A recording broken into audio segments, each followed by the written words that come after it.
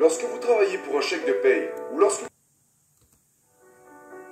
vous travaillez pour un chèque de paye, ou lorsque vous travaillez pour de l'argent, vous prendrez toujours des décisions basées sur l'espoir de pouvoir être payé un peu plus. Je crois que si vous passez votre vie à travailler sur vos faiblesses, eh bien, à la fin de votre vie, vous aurez beaucoup de fortes faiblesses. Je connais beaucoup de mes fans. Ils suivent mon travail, ils me regardent sur les réseaux et ils sont à l'école actuellement, ou ils sont sur le point d'obtenir leur diplôme. Quand nous sommes jeunes, nous essayons toujours de déterminer quel chemin nous devrions emprunter et quelle carrière nous devrions choisir. Numéro 1. Découvrez exactement qui vous êtes et quelles sont vos forces dès le départ.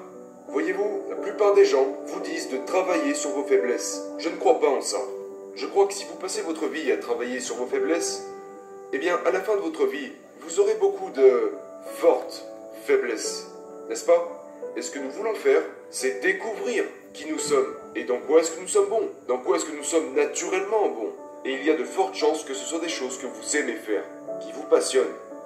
Ensuite, choisissez une ou deux choses et vous devez y consacrer toute votre énergie. Et vous deviendrez exceptionnellement bon. Lorsque vous serez exceptionnellement bon, ce qui se passera, c'est que le marché vous récompensera pour ça. Je vois beaucoup de jeunes qui luttent parce que ils me disent « Dan, je ne sais vraiment pas en quoi je suis bon. » Ou « Je ne sais pas sur quoi je devrais me concentrer. Je ne sais pas sur quelle carrière je devrais me focaliser. » Si vous ne savez pas sur quoi vous focaliser, il y a de fortes chances que vous n'ayez pas essayé assez de choses. Parce que imaginez que vous faites du sport. D'accord? Devriez-vous jouer au basket, jouer au tennis? Devriez-vous jouer au ping-pong ou au golf? Eh bien, si vous n'avez pas essayé différents types de sports, comment voulez-vous savoir dans quel sport vous êtes naturellement bon et lequel vous aimez? Donc au lieu de penser « Ok, je suppose que c'est ce que j'aime », essayez des choses, expérimentez, testez de nouvelles choses. Et une fois que vous aurez essayé suffisamment de nouvelles choses, vous saurez clairement quelles sont les choses qui ne vous intéressent pas et vous reconnaîtrez les choses dans lesquelles vous êtes bon. Et naturellement, vous verrez que ce qui est facile pour vous peut ne pas l'être pour les autres. Et c'est là que vous savez que vous avez trouvé votre voie. C'est le domaine dans lequel vous êtes naturellement doué. Et c'est généralement quelque chose pour lequel les autres ne sont pas doués. Alors, conseil numéro 1. Découvrez qui vous êtes et quelles forces vous avez. Et concentrez toute votre énergie sur une ou deux de ces choses. Conseil numéro 2. Travaillez pour les compétences et pas pour un chèque de paye. Voyez-vous, beaucoup de diplômés universitaires disent « Hey, je veux trouver un travail qui me rapportera le plus possible. Là où je serai le plus payé, là où je serai payé $1 supplémentaire de l'heure, là j'accepterai. » Non, ne le fais pas. Parce que c'est une réflexion à très court terme. Lorsque vous travaillez pour un chèque de paye, ou lorsque vous travaillez pour de l'argent, vous prendrez toujours des décisions basées sur l'espoir de pouvoir être payé un peu plus, versus quelle est votre vision globale pour votre vie. Juste parce que vos parents vous disent que vous devriez accepter ce travail, vous devriez vous concentrer sur cette carrière, ou peut-être que vos amis étudient dans telle ou telle spécialité et vous vous dites peut-être que je devrais étudier ça moi aussi, ou beaucoup de gens étudient l'informatique donc peut-être que je devrais faire pareil. Eh bien, ce n'est peut-être pas le cas. En quoi es-tu bon? Qu'est-ce que tu aimes? Mais dans le même principe, travaille pour les compétences. Au début de ma vingtaine, j'ai travaillé pour mon premier mentor, Alan, pour presque rien pendant 1 an. J'étais essentiellement bénévole. Je travaillais dans son bureau, j'apprenais de lui et il m'a pris sous son aile. Une année complète où je n'ai pas beaucoup été payé. Je travaillais pour moins que le salaire minimum. À première vue, ça n'a aucun sens, mais j'ai appris tellement de choses. Et je me réfère toujours à cette année comme d'une année à $1 million, parce que j'ai reçu $1 million d'éducation de la part de mon mentor.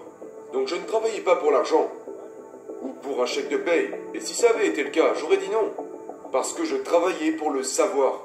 Je travaillais pour acquérir des compétences que je pourrais utiliser dans le futur. La plupart des gens qui ont des difficultés financières, ils veulent plus de revenus sans compétences. Vous n'avez pas de problème d'argent, vous avez des problèmes de compétences. Parce que le marché est toujours prêt à payer les personnes talentueuses et compétentes. Travaillez vos compétences, travaillez pour les compétences. Choisissez une entreprise, choisissez quelqu'un dont vous pourriez tirer quelque chose. Ne travaillez pas seulement pour un salaire, travaillez pour les compétences. Conseil numéro 3.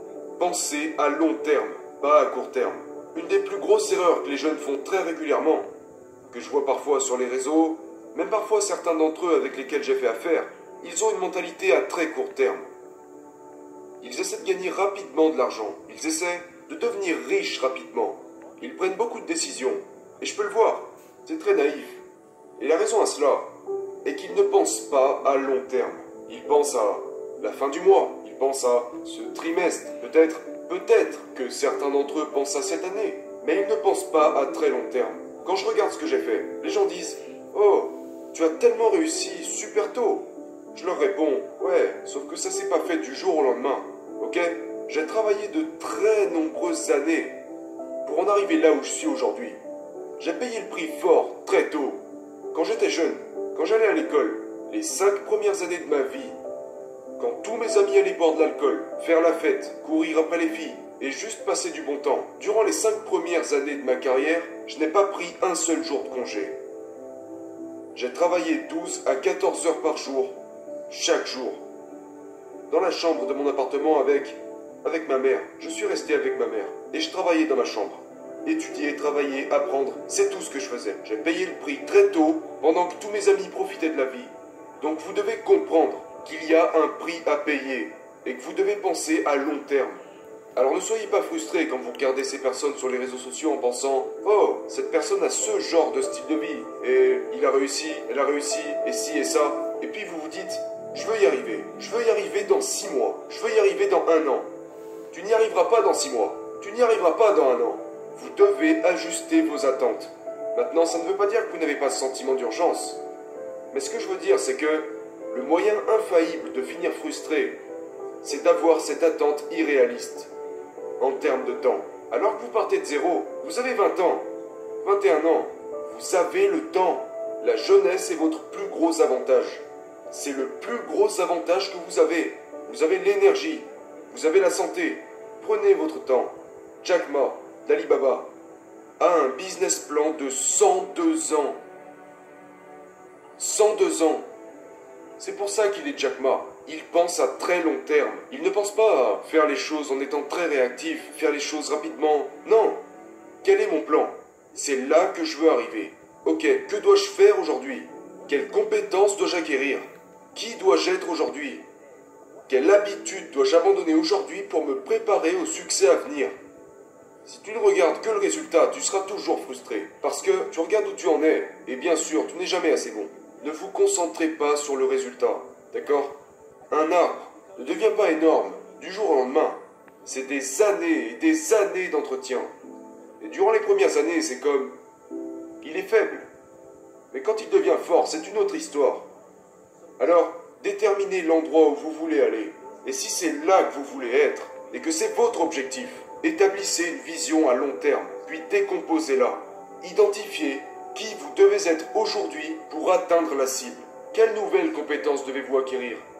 Quelles nouvelles habitudes devez-vous adopter pour atteindre cet objectif?